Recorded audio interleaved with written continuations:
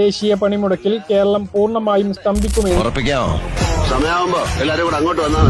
ചെങ്ങായിമാരെന്ന് നമ്മളൊരു വീഡിയോ ഇട്ടപ്പോഴേ കുറെ കമന്റ് വന്നു. എന്താ അറിയോ, ഒലക്ക വരുന്ന ഹർത്താലാണ് ചെറുപ്പളശ്ശേരി അമ്പലത്തിൽ ലക്ഷക്കണക്കിന് ആൾക്കാർ ഒലക്ക വരുന്നൊക്കെ. എന്നാല് ഞാൻ പറയണു, ലക്ഷക്കണക്കിന് ആൾക്കാർ ഇന്ന് ഞങ്ങളുടെ ചെറുപ്പളശ്ശേരി പുത്തനാക്കൽ അമ്പലത്തിലെ കാളവേല കാണാൻ വന്നിരിക്കും. കാരണം നിങ്ങൾക്ക് എന്നാ നോക്കിക്കോളി മക്കളെ. ഇതാണ് ചെറുപ്പളശ്ശേരി അങ്ങാടിയുടെ സ്നേഹം.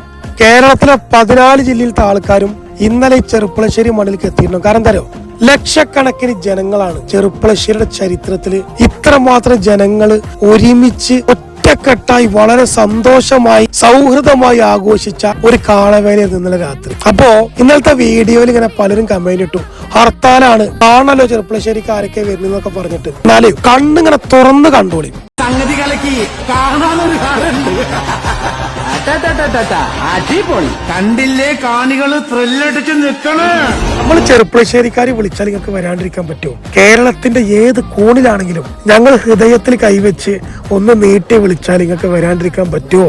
കാരണം ജാതിയും മതവും രാഷ്ട്രീയം മറന്നുകൊണ്ട് ഞങ്ങളുടെ നാട്ടുകാർ ഒരുമിച്ചിട്ട് ആഘോഷിക്കണം ഞങ്ങളുടെ നാട്ടിലുള്ള വ്യത്യസ്തമായ ഒരു ഉത്സവമാണ് ശ്രീ പുത്തനാക്കല്ലമ്മയുടെ ഞങ്ങളുടെ ക്ഷേത്രത്തിലുള്ള ഉത്സവം. ഇവിടെ ജാതി മതൊന്നും പ്രശ്നമില്ല. എല്ലാവരും തോളോട് തോള് ചേർന്ന് നിന്ന് ഒരുമിച്ച് നിന്നുകൊണ്ട് ആഘോഷിക്കുന്ന ഞങ്ങളുടെ നാട്ടിലെ ഏറ്റവും വലിയ ഉത്സവമാണ് ശ്രീ പുത്തനാക്കൽ ഭഗവതി ക്ഷേത്രത്തിലെ ഈ കാണുന്ന ഉത്സവം. ഇവിടുത്തെ പൂരമായാലും കാളവേലയായാലും ഞങ്ങളുടെ നാട്ടുകാർ ഒരുമിച്ച് നിന്നിട്ടാണ് ഞങ്ങൾ ആഘോഷിക്കല്. ഇവിടെ ജാതിക്കോ മതത്തിനോ രാഷ്ട്രീയത്തിനോ ഒന്നിനും ഒരു റോളും. ഞങ്ങൾ തീരുമാനിക്കും മതസൗഹാർദ്ദമായി എങ്ങനെയാണ് ഇനി അടുത്ത ആഘോഷമെന്ന്. അതാണ് ചെറുപ്പളശ്ശേരി.